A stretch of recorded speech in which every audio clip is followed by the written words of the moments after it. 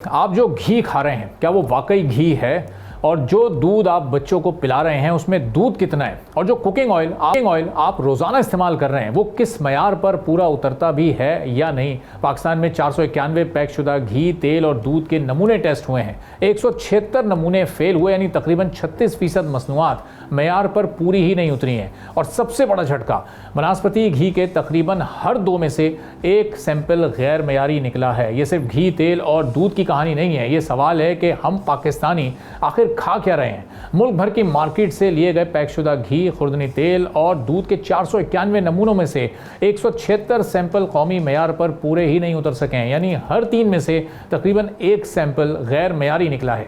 ये जायज़ा Pakistan council of scientific and industrial research यानी PCSIR ने किया है, जबकि इस अमल की निगरानी Pakistan standard and quality control authority यानी PSQAC ने की है। रिपोर्ट की तफसीलात सामने आई हैं। नेशनल प्राइस मॉनिटरिंग कमेटी के इजलास में वफाकी वजीर मनसूबाबंदी एहसन इकबाल की ज़ेर सदारत ये तमाम तफसीलात रखी गई हैं। लेकिन असल तशवीश अब यहाँ इस बात पर है कि मुख्तलिफ मसनूआत में नाकामी की शरह कितनी ज़्यादा रही है। सबसे ज़्यादा मसला वनस्पति घी में पेश आया है। घी के 204 नमूने टेस्ट किए गए और उनमें से 98 सैंपल्स यानी तकरीबन 48% गैर मयारी करार पाए। अब सादा अल्फाज में हर 2 में से तकरीबन 1 घी का सैंपल मयार पर पूरा नहीं उतरा है।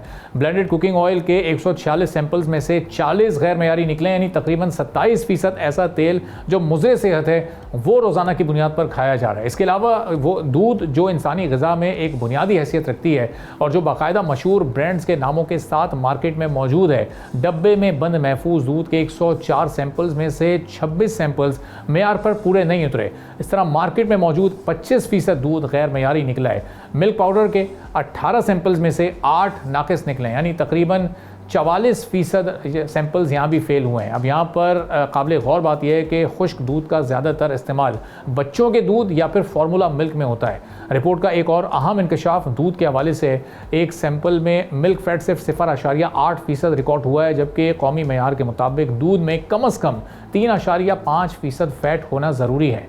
इस रिपोर्ट में यह भी बताया गया है कि बड़ी आलमी कंपनीज़ के पैक शुदा दूध के नमूने मयार पर पूरे उतरे, जबकि मसाइल निस्बतन कम मारूफ मकामी ब्रांड्स में ज़्यादा सामने आए हैं।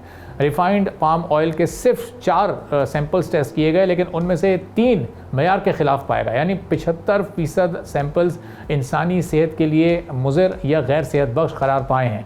जबकि रिफाइंड कैनोला ऑयल के 13 सैंपल्स में से सिर्फ 1 गैर मयारी निकला है। यहाँ फ़र्क सिर्फ एक अदद नहीं है, बल्कि इस बात की निशानदेही करता है कि खुराक और मसनूआत में मयार, कॉम्पोजिशन और कंज्यूमर प्रोटेक्शन के मसाइल कितने बढ़ चुके हैं। अब एक बड़ा सवाल यहाँ पर मौजूद है, इन गैर मयारी मसनूआत के ब्रांड्स के नाम क्या हैं, ये क्यों छुपाए गए हैं। ताज़ा रिपोर्ट में मुतासरा ब्रांड्स के नाम अवामी सतह पर तफसील से जारी नहीं किए गए।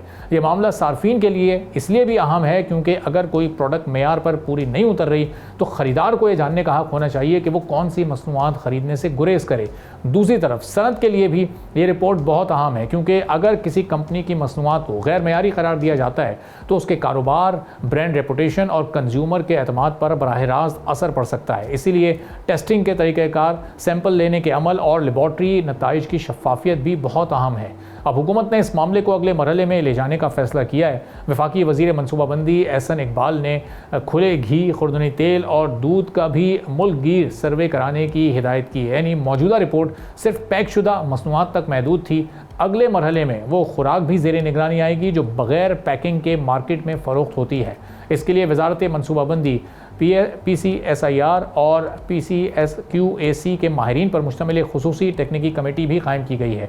कमेटी लेबॉर्ट्री रिपोर्ट्स का जायज़ा लेगी, गैर मयारी मसनूआत की वजूहात मालूम करेगी और हुकूमत को पॉलिसी और रेगुलेटरी इक़दामात के बारे में सिफारिशात देगी। पाकिस्तान खुर्दनी तेल की अपनी ज़रूरत पूरी करने के लिए बड़ी मकदार में इम्पोर्ट पर इन्हिसार करता है। माली साल 2025-26 में मुल्क ने तकरीबन 3.8 अरब डॉलर का पाम ऑयल इम्पोर्ट किया, यानी एक तरफ पाकिस्तान कीमती ज़र मुबादला खर्च करके खाम माल इम्पोर्ट कर रहा है और दूसरी तरफ उसी शोबे में तैयार होने वाली बास प्रोडक्ट्स मयार के इम्तिहान में नाकाम हो रही हैं। ये सूरत हाल सनत, रेगुलेटर और कंज्यूमर तीनों के लिए एक बड़ा सवाल है।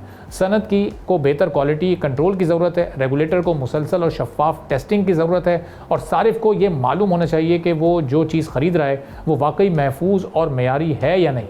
ख़ास तौर पर घी में तकरीबन आधे सैंपल्स का मयार पर पूरा ना उतरना एक बहुत ही संजीदा रेगुलेटरी सिग्नल है। अब असल इम्तिहान यहाँ पर हुकूमत का है। क्या टेक्निकी कमेटी सिर्फ रिपोर्ट तैयार करेगी या गैर मयारी मसनूआत, खाम माल, मैन्युफैक्चरिंग प्रोसेस और क्वालिटी कंट्रोल के खिलाफ अमली कार्रवाई भी होगी?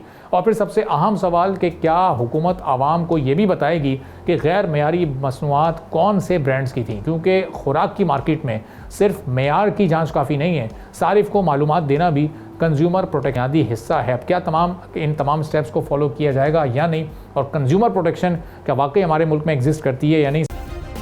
सब्सक्राइब करें और बेल दबाएं ताकि कोई खबर रह न जाए।